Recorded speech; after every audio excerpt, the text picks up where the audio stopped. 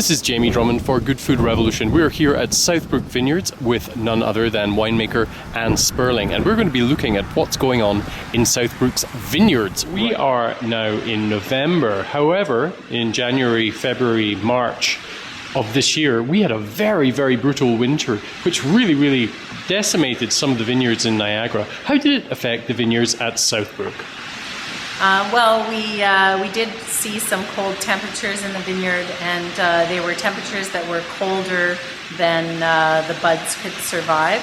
So with grapevines, because we're growing vinifera, which are kind of native European varieties, we have to be very careful about winter injury.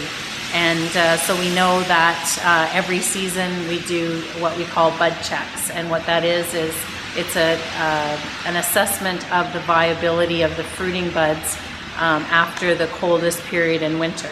So based on those results, because we can clearly see if those buds have been frozen or not, then that's when we make our pruning decisions. So if there's a typical amount of winter injury, then we do our normal 2-cane pruning. If there's maybe say 20% of bud damage, then we would potentially add additional canes.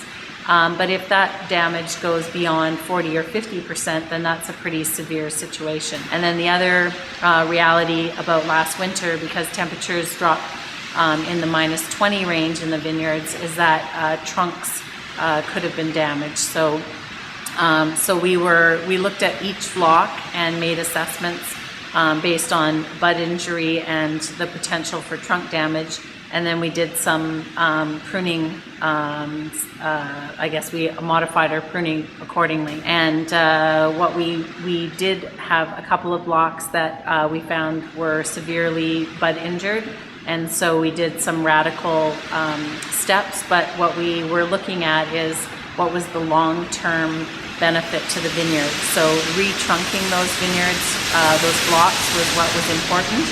And so the steps that we took were not to get a crop this year, but to raise new wood that would give us a new trunk for next year and for the long-term future. Was that a common practice in the region? I don't think so. I think any vineyards that survived the 02-03 cold, and then 04-05, where we did lose a lot of vines in the region. I think there were some people that were taking that longer term view as well, and but not everyone is prepared to forego a crop. And of course we didn't do it in every variety. We were very selective and did where it was necessary. But I think in the long run, we're going to have a healthier vineyard. Ann Sperling, thank you very much for joining us at Good Food Revolution today. Thanks. Bye for now.